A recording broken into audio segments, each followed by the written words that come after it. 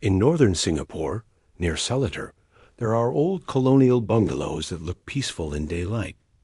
White walls, black timber frames, wide verandas built for another century.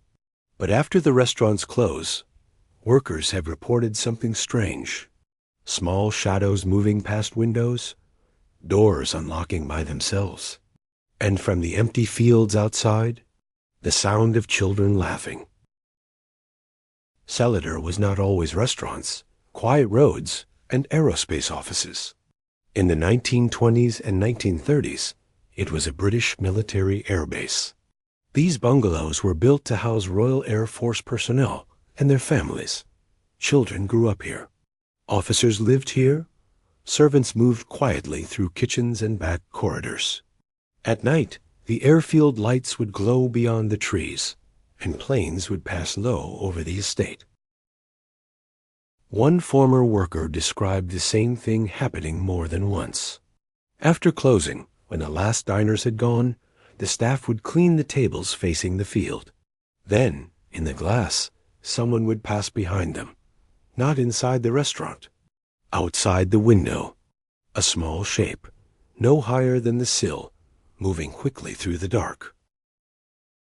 Another account came from the back of one bungalow. The kitchen door had been locked after service. Staff heard the metal latch shift, not a knock, not a push, a clean, deliberate turn.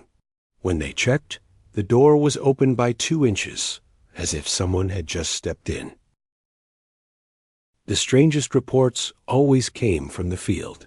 Workers would hear children playing after midnight, running, laughing, calling to each other. But when they stepped outside with a torch, the field was empty. Only wet grass, only trees, only the feeling that the sound had stopped because someone knew they were listening.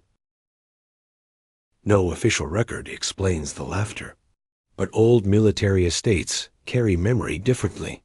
Families arrived, lived, and left, some during peacetime, some during war, some in fear.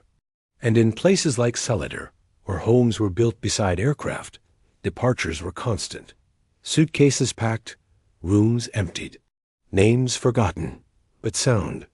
Sometimes sound remains.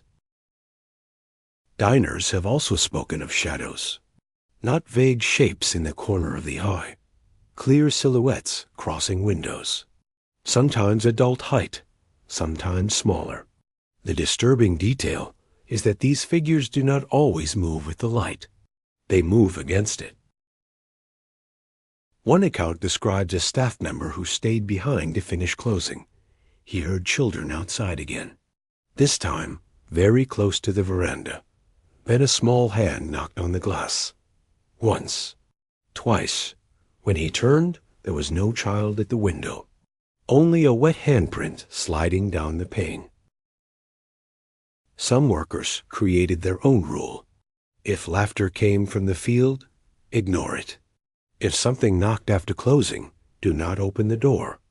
And if a child's voice called from outside, never answer, because the voice never asks for help. It only asks to be let in.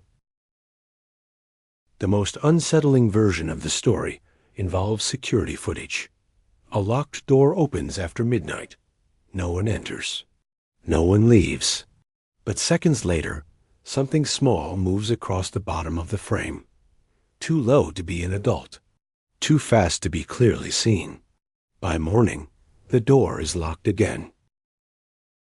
Today, some of Seletar's bungalows still serve the living. Meals are served. Lights are switched on. Doors are locked.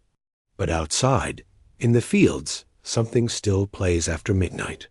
And those who have heard it say, the laughter always stops, right before the knock.